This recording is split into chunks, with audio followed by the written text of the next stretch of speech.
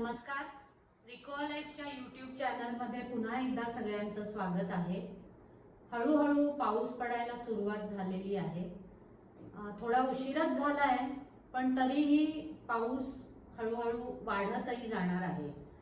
तर नेमकं या पावसात काय काळजी घ्यायची, ज्याच्यामुळे आपल्याला सर्दी खोकला होता कामा नये, किंवा लहान मुलं आता शाळेत जायला लागलेली आहेत 2 वर्षांनंतर, तर त्यांना काही सर्दी खोकल्याचा त्रास होऊ नये, किंवा सर्दी खोकला झाला तर नेमकं काय करायचं, आपली स्किनची काळजी कशी घ्यायची, आपले ओव्हरऑल हेल्थची काळजी कशी घ्यायची, किंवा आपलं दिवसभराचं रुटीन काय असलं पाहिजे, असे बरेच प्रश्न मला सध्या पेशंट विचारत आहेत.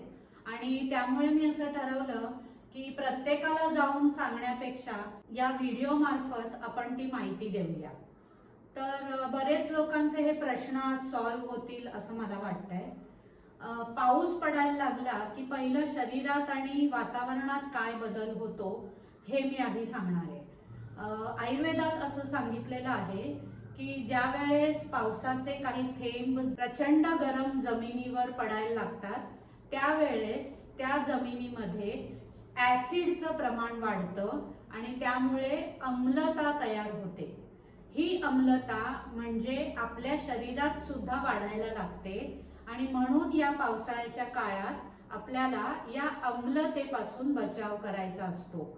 मग त्याच्यामध्ये थोडी हीट पण वाढते. बाहेर पडणारा जो काही पाऊस आहे त्यामुळे वातावरणात थोडाफार थंडावा येतो, पण शरीर ऍडजस्ट व्हायला थोडा वेळ घेत असतं.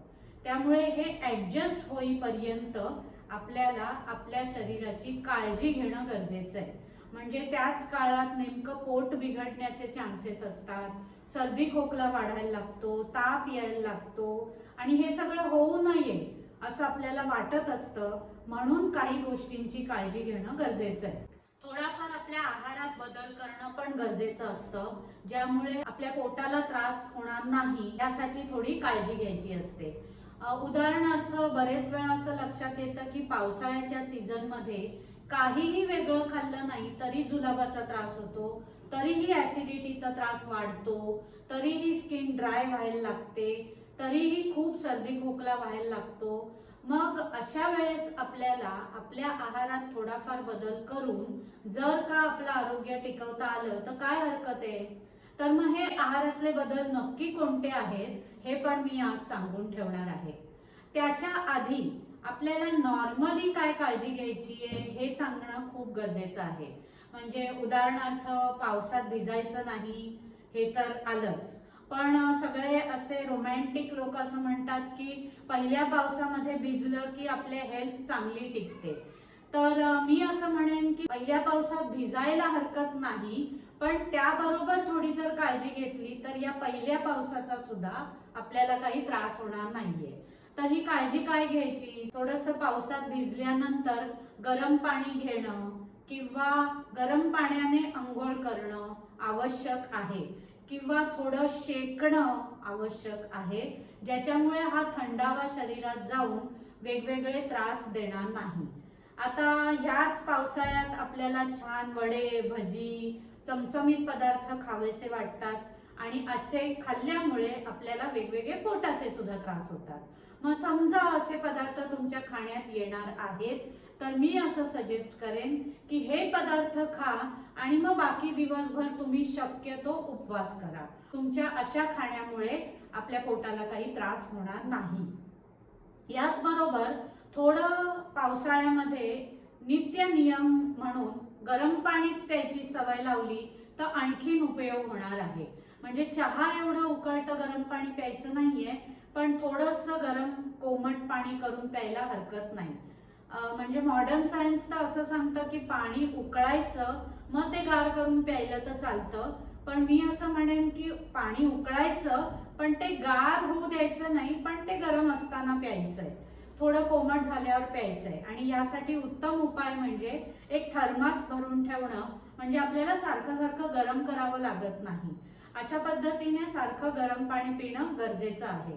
पाणी खूप प्यायची पण गरज नाही. आता उन्हाळ्यात खूप पाणी प्यायलं जातं, पण आता पावसाळ्यात हे पाणी पिणं कमी करायला हवं असंही मी अजून एक तुम्हाला काळजी घेण्यासारखी टिप्स सांगून ठेवेल. त्याचबरोबर उघड्यावरचं अन्न शक्यतो खाऊ नका, किंवा ज्यावेळेस तळलेलं खाण्याची इच्छा आपली होते त्यावेळेस ज्याचा टर्नओव्हर जास्त आहे अशा ठिकाणी अन्न खाल्लं तर काही प्रॉब्लेम येण्याची शक्यता कमी राहते, असा पण विचार डोक्यात ठेवायला हवा. याचबरोबर आपण जेव्हा असे पदार्थ खातो त्यावेळेस आपल्याला असं वाटत असतं की आपल्याला पोटाला काही त्रास होऊ नये, तर मी अजून एक गोष्ट सांगून ठेवेन की ज्यावेळेस आपण हे पदार्थ खातो त्यावेळेस आपल्या आहारामध्ये लसूण हा पदार्थ खाल्ला गेला पाहिजे. लसूण हा एक असा पदार्थ आहे ज्याला आयुर्वेदाने अनमला असं नाव दिलेलं आहे. म्हणजे लसूण या पदार्थात अम्लरस नसतो. म्हणजे जे मी सुरुवातीला तुम्हाला सांगितलं की शरीरातली वातावरणातलं अम्लता वाढते, पण लसूण या पदार्थामध्ये अम्लता नसते. म्हणून आपण लसूण हा पदार्थ पावसाळ्यात मुद्दामून खायला हवा.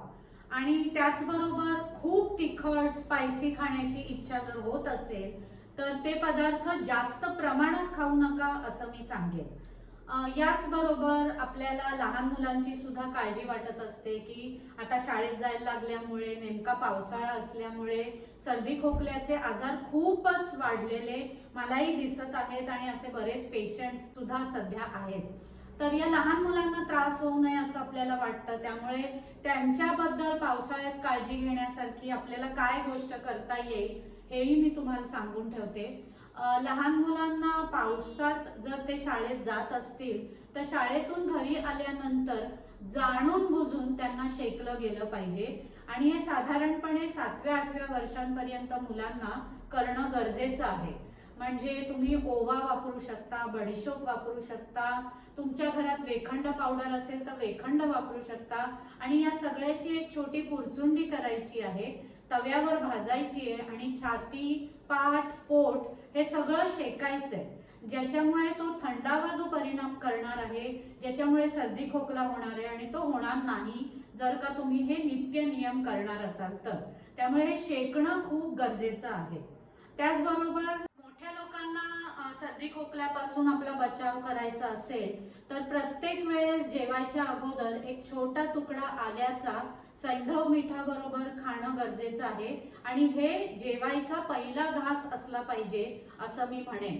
दिवसभरातनं 2 चमचे मध खाण्यात गेलं या पावसाळ्याच्या एस्पेशली काळात तरी आपली सर्दी खोकला होण्याची टेंडन्सी कमी व्हायला मदत होते.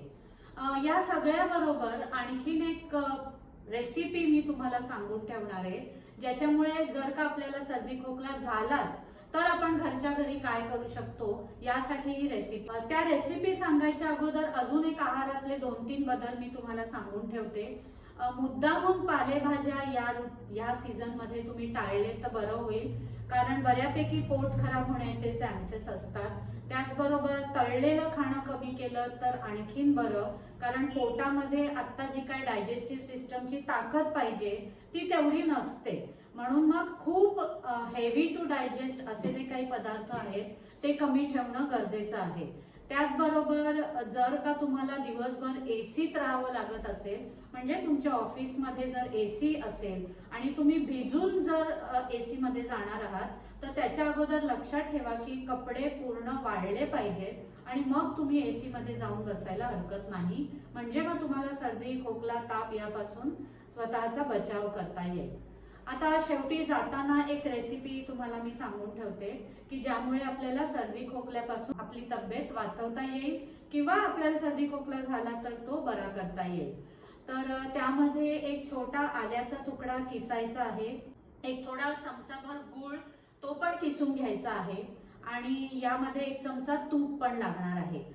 छोटी कढई असते, लोखंडाची असली तरी पण चालेल, ती थोडी गरम करायची आहे. त्याच्यामध्ये ते तूप घालायचं आहे आणि तूप अगदी बारीक कोमट होईपर्यंतच ती कढई गॅसवर ठेवायची आहे. कोमट झाल्यानंतर ती गॅसवरनं कढई काढून घ्यायची आहे. त्याच्यामध्ये ते किसलेलं आलं आणि किसलेला गूळ घालायचा आहे, ढवळायचं आहे आणि थोडं मिक्सचर तयार झालं की मग ती कढई ठेवून द्यायची आहे. आणि ज्या वेळेस तुम्हाला असं वाटतं की सर्दी खोकला होतो त्यावेळेस हा जो पदार्थ आपण तयार केलाय किंवा हे जे कॉम्बिनेशन तयार केलंय त्याच्यात थोडंसं मध घालून आपण चाटायला द्यायचं आहे. आणि हा पदार्थ जो आपण तयार केलाय किंवा ही रेसिपी तयार केली आहे ती सगळ्यांना वापरता येण्यासारखी आहे आणि ज्याच्यामुळे सर्दी खोकला बरा व्हायला मदत होणार आहे. तर ही रेसिपी तुम्ही नक्की वापरा आणि तुम्हाला काय उपयोग झालाय आम्हाला नक्की कळवा, ज्यामुळे तुमचा सर्दी खोकला बरा व्हायला मदत होईल. तर आजच्यासाठी या रेसिपी बरोबर मी इथेच थांबते. धन्यवाद.